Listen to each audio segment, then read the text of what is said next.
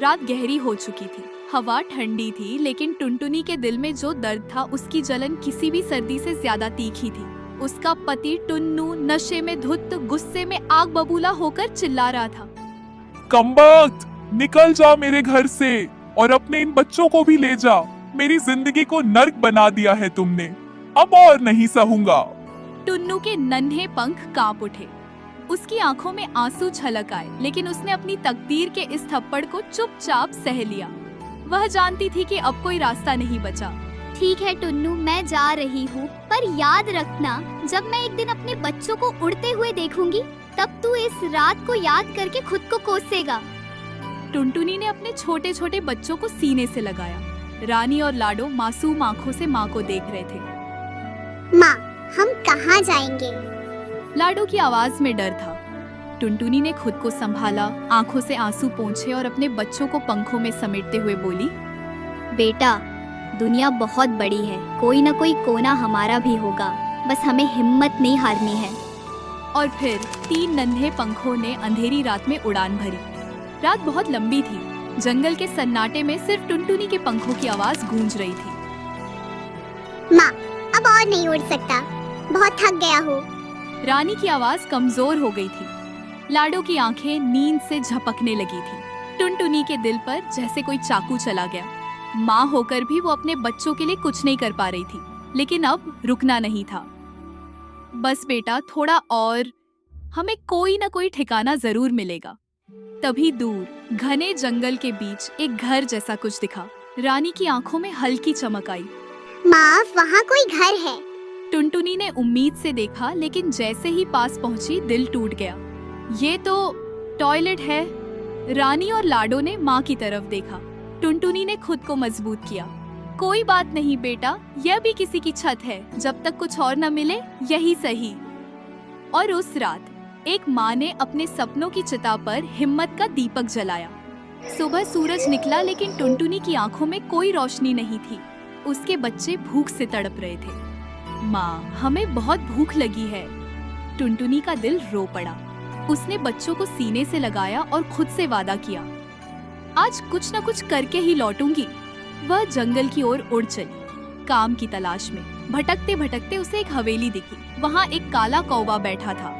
भाई, क्या यहाँ कोई काम मिल सकता है? कौवे ने उसे ऊपर से नीचे तक देखा और कहा, अंदर जाओ, मालकिन से बात करो। हवेली के दरवाजे पर एक शाही कबूतरी बैठी थी। मालकिन, मेरी मदद कीजिए, मुझे किसी भी काम पर रख लीजिए, मेरे बच्चे कल से भूखे हैं। शाही कबूतरी ने कुछ देर सोचा, फिर बोली, तू खाना बना सकती है?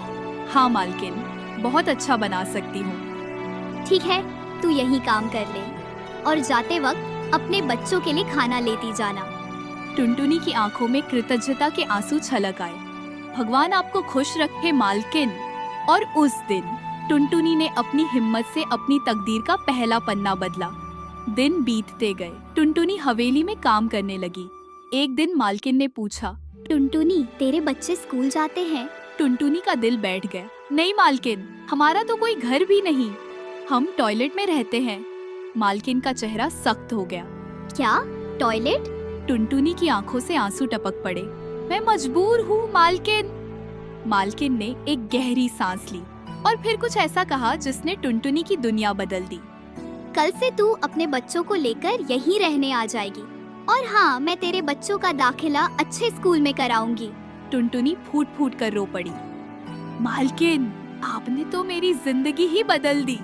वह तेजी से उड़कर टॉयलेट पहुंची और बच्चों को गले लगाकर बोली, बच्चों, जल्दी से खाना खा लो। अब हम इस गंदे टॉयलेट में नहीं रहेंगे, अब हम एक बड़ी कोठी में रहेंगे। रानी और लाडो की आंखों में आश्चर्य था। सच माँ, अब मैं भी स्कूल जाऊंगी। हाँ बेटा, तू भी पढ़ेगी और अच्छे कपड़े पहनेगी। टुनटुनी ने आसमान की ओर देखा और कहा, भगवान, तेरा लाख लाख शुक्रिया। कुछ महीने बाद टुनटुनी की मुलाकात कालू नाम के एक हैंडसम काले कबूतर से हुई। तुम बहुत प्यारी हो। कौन हो तुम? मेरा नाम कालू है, जंगल के सबसे बड़े हीरा व्यापारी का बेटा हूँ। तुम किसी से प्यार करती हो? नहीं, पर मैं एक गरीब लड़की हूँ। कालू मुस्कुराया। गरीब होना कोई बुराई नहीं। क्या तुम मुझसे शादी करोगी? टुनटुनी पहली बार खुद को किसी के काबिल महसूस कर रही थी।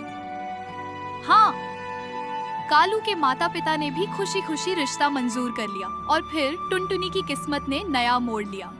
अब वह सिर्फ एक गरीब लड़की नहीं थी, वह एक माँ थी जिसने अपने बच्चों का भविष्य बनाया था। जो सपने देखने की हिम्मत टुनटुनी ने करता अपनी है, हिम्मत वही से एक दिन अपनी उड़ता तकदीर भी का है। पहला पन्ना